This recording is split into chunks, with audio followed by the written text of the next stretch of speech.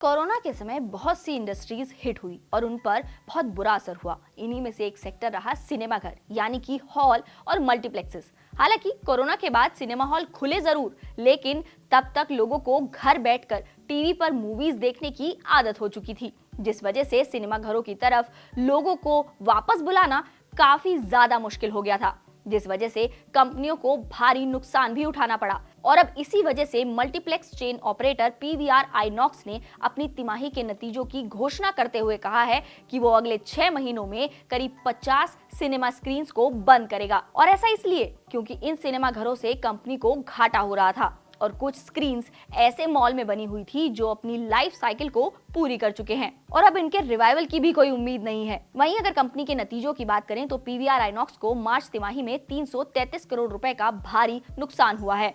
हालांकि कंपनी को इससे पहले दिसंबर तिमाही में 16.1 करोड़ रुपए का प्रॉफिट हुआ था, जबकि एक साल पहले मार्च तिमाही में 105 करोड़ रुपए का घाटा भी हुआ था। वहीं पिछले फाइनेंशियल ईयर की चौथी तिमाही में कंपनी का ऑपरेशन से रेवेन्यू दोगुना होकर 1143 करोड़ रुपए पहुंच गया और FY22 में समान तिमाही में कंपनी का ऑपरेशन से रेवेन्यू 536 करोड़ रुपए रहा था। बता दें कि पिछले साल मार्च में पीवीआर लिमिटेड और आईनॉक्स लीजर लिमिटेड के बोर्ड ने मर्जर की योजना को मंजूरी दी थी। ये डील स्टॉक्स में हुई थी। पीवीआर और आईनॉक्स के मर्जर की प्रक्रिया मार्च तिमाही में पूरी हुई, लेकिन कोरोना की वजह से इस इंडस्ट्री पर बहुत बुरी मार पड़ी थी और मर्जर के बाद भी दोनों कंपनियों का रेवेन्यू 1000 करोड़ रुपए से नीचे रहा।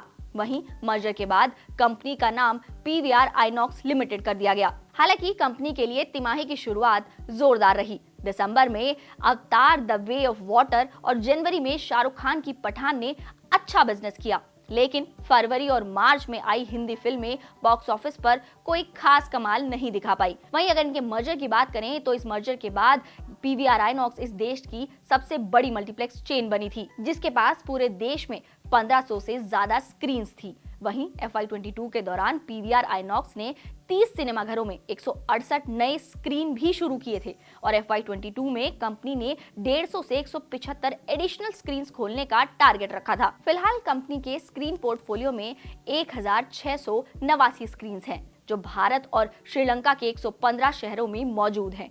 इनमें 38 मैनेजमेंट स्क्रीन्स शामिल हैं। हालांकि अब लोग फिर से सिनेमाघरों में जाने तो लगे हैं और फिर से सब कुछ रिवाइव भी हो रहा है, लेकिन फिर भी वो कोरोना से पहले वाली बात अभी तक नहीं आ पाई है। अब देखना होगा कि इस इंडस्ट्री में बड़ा बूस्ट और कौन सी बड़ी फिल्म वो ऐसा बूस्ट ला पाएगी। तो ऐसी ही खबरों के लिए आप लगातार बने रहे हमारे साथ और हाँ, हमें कमेंट बॉक्स में जरूर बताइएगा कि क्या आप भी अब सिनेमाघरों में पिक्चर देखना पसंद करते हैं, यानी कि अब भी पसंद करते हैं क्या? अगर हाँ तो कमेंट बॉक्स में जरूर बताइएगा और अगर घर पर देखते हैं OTT पर तो भी बता दीजिएगा।